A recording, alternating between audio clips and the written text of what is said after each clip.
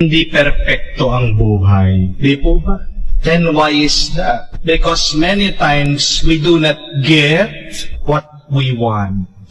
Meron tayong gusto, meron tayong nais, pero hindi natin makuha. Kaya naman, palaging merong kulang sa ating buhay.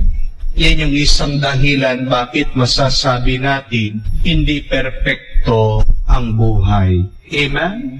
Limbawa na lang, siguradong lahat tayo ninanais natin maging mayaman. Pero hindi naman tayo pinanganak sa C family o Ayala. Hindi tayo naging anak ni Lucio Tan o ni Bill Gates. Pinanganak tayong dukha, mahirap. How we wish we could be millionaires, billionaires, then life could be perfect. Paano nga? Kung naging mayaman ka, meron pa rin bagay na inaasam mo, gusto mo, pero hindi mo pa rin makuha o hindi pa rin binigay ng Diyos sa iyo. May kakilala po, mag-asawa sila, nagtatrabaho sa abroad, sumusweldo ng dala. Binless ko po yung bahay nila. Ang ganda ng bahay. 3-story. Yung building. Kompleto. Modern. Nakakamangha ang kanilang tahanan. Ala ko yung bata na naglalaro, anak nila. Tinanong ko, anak niyo po? Father, hindi po. Pamangkin po namin. Yun nga po yung pasaklat na katotohanan. Nasa amin na ang lahat, maganda ang aming bahay, magandang aming trabaho, pero wala kaming anak. You may have all of the wealth in the world, and yet do not possess good health.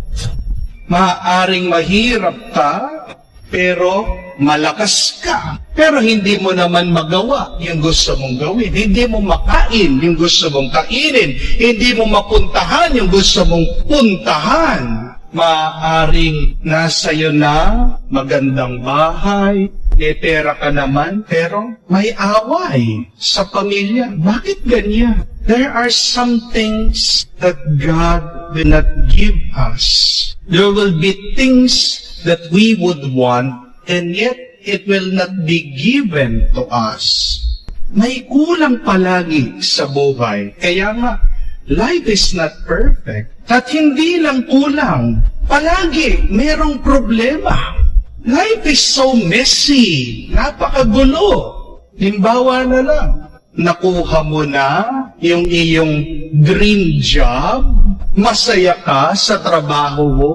Maldita naman yung boss mo. Pasungit naman yung mga katrabaho. There will always be problems in our lives. Nagkaroon ka na ng biyaya. Meron nga kayong anak. Pero yung anak mo, pasaway, rebelde. Meron kang pera, pero napaka-busy mo. Hindi mo maiwanan yung business mo, magbabakasyon ka, palagi mong iniisip yung business mo, wala kang peace of mind, hindi ka makatulog. There will always be problems in life. But the question is it really important for us that life should be perfect? Yun ba yung pinakamahalaga sa buhay natin? Yung maging perfecto ang ating buhay? Hindi po, no? Kasi, kung pag-iisipan mo, meron pang mas mahalaga. Ano yun? Yung maging masaya ka lang.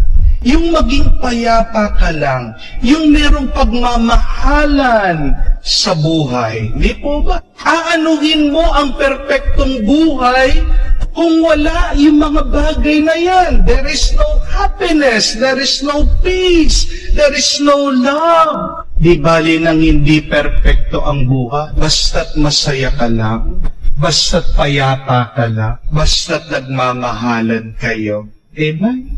At yan yung tanong paano magkaroon ng tuwa, galak, saya, kapayapaan, pagmamahal ang ating buhay? Ang sikreto po niyan, alam natin, nasa Diyos. Sabi ni Santa Teresa, if you have God, you lack nothing. with God, all things suffice. Puno ka, perpekto ang buhay mo pag nasa'yo ang Diyos. Nakakapagtaka, di po ba? Ang ina ng Diyos, pinili ng Diyos, binasbasa ng Diyos, pero hindi naligtas sa kaguluhan ng buhay. Hindi naligtas sa suliranin at problema ng buhay. Ito yung mga pinagninilayan natin, mga 7 lungkot ng ating mahal na ina. Nawalan ng bahay, ng ibang bansa dahil pinapatay ni Haring Herodes ang sanggol na si Jesus. Ang hirap po kaya nun, yung mawalan ka ng bahay, lumipat ka, di po ba? Yung mawala lang yung anak mo, naranasan din po ni Maria. Hindi niya alam kung nasaan ang kanyang anak. 3 araw, 3 gabi.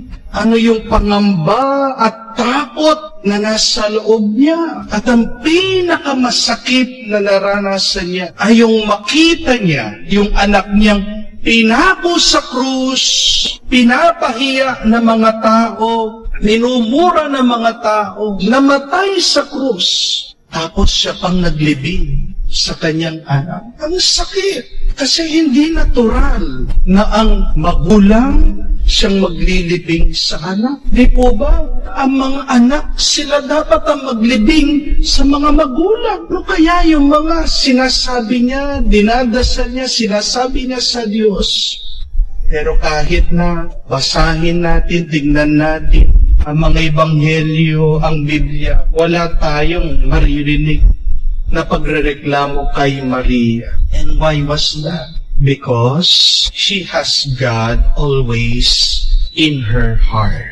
She always believed in God. At dahil nasa kanya palagi ang Diyos, at dahil palagi siyang naniniwala sa Diyos, life was perfect for her. Despite of the many problems, despite of this pain, kaya pa rin niyang ngumiti. Kaya pa rin niyang maging masaya.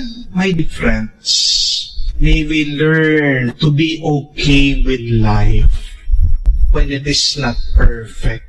Matuto tayo na sabihin, okay lang, tanggapin mo na hindi perpekto ang buhay. Basta't nandyan ang Diyos na pupuno sa iyo. Iwasan mong tingnan, bigyan ng pansin ang mga krus mo sa buhay. Bigyan mo ng pansin si Jesus, ang Diyos.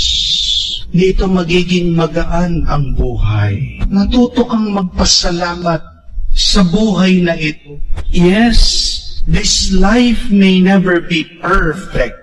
But remember, you only have one life. Iisa lang ang buhay na ito. At oo, marami man mga problema, suliranin, pagsubok. Pero, hindi naman tayo pinapabayaan ng Diyos na hindi makatanggap ng mabuti, ng grasya, ng pagpapala at bendisyon. Bakit madalas nadidepress tayo at nalulungkot? Down ang ating nararamdaman. Dahil palagi mong tinitignan ang mga krus sa iyong buhay.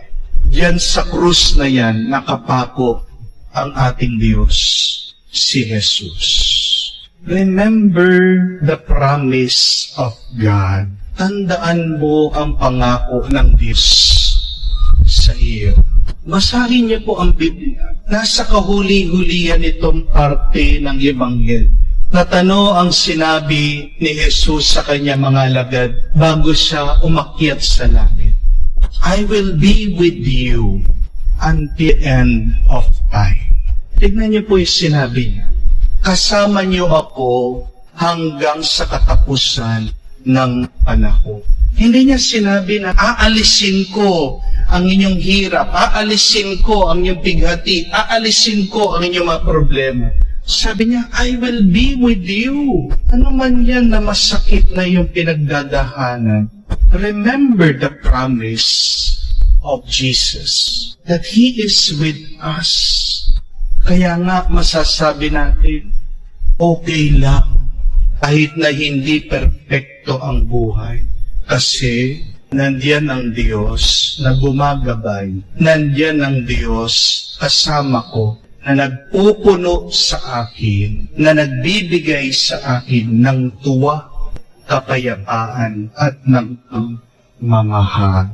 It does not matter if life will never be perfect, because with God, it will always be beautiful and perfect.